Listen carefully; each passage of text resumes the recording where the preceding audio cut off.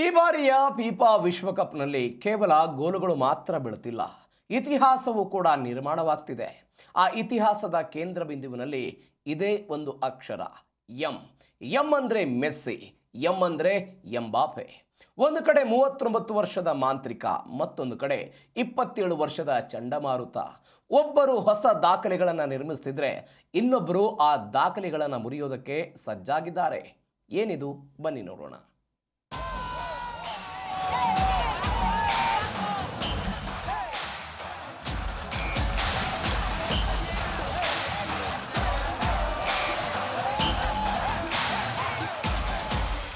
ಒಂದ್ ಕಡೆ ಮೆಸ್ಸಿ,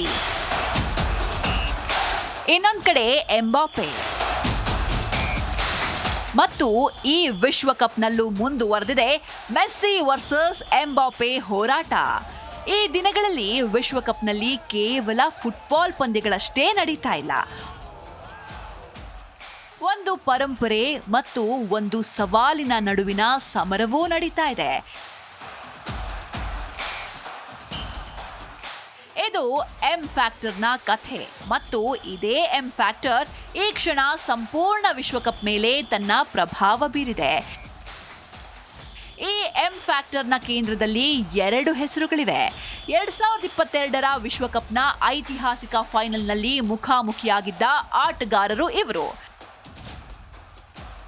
ಈ ವಿಶ್ವಕಪ್ನಲ್ಲಿ ಅವರ ನಡುವಿನ ಸ್ಪರ್ಧೆ ಇನ್ನಷ್ಟು ತೀವ್ರವಾಗಿದೆ. 2 ಪಂದ್ಯಗಳಲ್ಲಿ 5 ಗೋಲುಗಳನ್ನು ಗಳಿಸಿರುವ ಮೆಸ್ಸಿ, 2 ಪಂದ್ಯಗಳಲ್ಲಿ 4 ಗೋಲುಗಳನ್ನು ಬಾರಿಸಿರುವ ಎಂಬಾಪೆ. ಅಷ್ಟೇ ಅಲ್ಲ, ನಿನ್ನೆ ಆಸ್ಟ್ರಿಯಾ ವಿರುದ್ಧದ ಪಂದ್ಯದಲ್ಲಿ ಮೆಸ್ಸಿ ನಿರ್ಮಿಸಿದ ವಿಶ್ವ ದಾಖಲೆಯ ಮೇಲೆಯೂ ಈಗ ಎಂಬಾಪೆಯ ಕಣ್ಣು ನೆಟ್ಟಿದೆ. ಆಸ್ಟ್ರಿಯಾ ವಿರುದ್ಧ 2 ಗೋಲುಗಳನ್ನು ಗಳಿಸುವ ಮೂಲಕ ಮೆಸ್ಸಿ ವಿಶ್ವಕಪ್ ಇತಿಹಾಸದಲ್ಲಿ ಅತಿ ಹೆಚ್ಚು ಗೋಲುಗಳನ್ನು ಗಳಿಸಿದ ಆಟಗಾರ ಎಂಬ ದಾಖಲೆ ತಮ್ಮದಾಗಿಸಿಕೊಂಡಿದ್ದಾರೆ.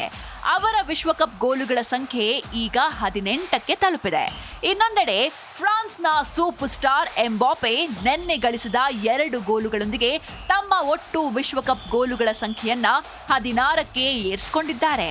ಅಂದ್ರೆ ಮೆಸ್ಸಿಯ ವಿಶ್ವಕಪ್ ದಾಖಲೆಯಿಂದ ಎಂಬಾಪೆ ಕೇವಲ 2 ಗೋಲುಗಳಷ್ಟು ದೂರದಲ್ಲಿದ್ದಾರೆ. ಆದ್ರೆ ಇಲ್ಲಿ ಒಂದು ದೊಡ್ಡ ವ್ಯತ್ಯಾಸವಿದೆ. ಮೆಸ್ಸಿ ಈ ಸಾಧನೆಯನ್ನ 6 ವಿಶ್ವಕಪ್ಗಳಲ್ಲಿ ಸಾಧಿಸಿದ್ರೆ ಎಂಬಾಪೆ ತಮ್ಮ 3ನೇ ವಿಶ್ವಕಪ್ನಲ್ಲೇ ಈ ದಾಖಲೆಯ ಸಮೀಪಕ್ಕೆ ಬಂದಿದ್ದಾರೆ. 2022ರ ಫೈನಲ್ನಲ್ಲೂ ಈ ಇಬ್ಬರು ಆಟಗಾರರು ಮುಖಾಮುಖಿಯಾಗಿದ್ರು. ಆ ರಾತ್ರಿ ಟ್ರೋಫಿ ಮೆಸ್ಸಿಯ ಪಾಲಾಗಿತ್ತು. ಆದ್ರೆ ಗೋಲ್ಡನ್ ಬೂಟ್ ಪ್ರಶಸ್ತಿಯನ್ನ ಎಂಬಾಪೆ ಗೆದ್ದಿದ್ರು. 4 ವರ್ಷಗಳ ನಂತರವೂ ಹೋರಾಟ ಅದೇ ರೀತಿ ಮುಂದುವರೆದಿದೆ. ವ್ಯತ್ಯಾಸ ಒಂದೇ, ಈಗ ಮೆಸ್ಸಿ ಇತಿಹಾಸದ ಶಿಖರದಲ್ಲಿ ನಿಂತಿದ್ದಾರೆ ಮತ್ತು ಎಂಬಾಪೆ ಆ ಶಿಖರದತ್ತ ವೇಗವಾಗಿ ಏರುತ್ತಿದ್ದಾರೆ.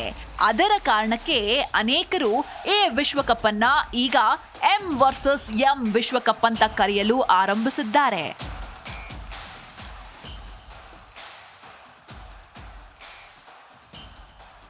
ಯಾಕಂದ್ರೆ ಒಂದ್ ಕಡೆ ಫುಟ್ಬಾಲ್ನ ಇತಿಹಾಸದ ಬಹುತೇಕ ಪ್ರತಿಯೊಂದು ಪುಟದಲ್ಲೂ ತನ್ನ ಹೆಸರನ್ನ ಬರೆದಿರುವ ಆಟಗಾರನಿದ್ದಾನೆ. ಇನ್ನೊಂದ್ ಕಡೆ ಅದೇ ಪುಸ್ತಕದ ಮುಂದಿನ ಅಧ್ಯಾಯವನ್ನ ಬರೆಯಲು ಬಯಸುವ ಆಟಗಾರನಿದ್ದಾನೆ. Bureau report, Zee media.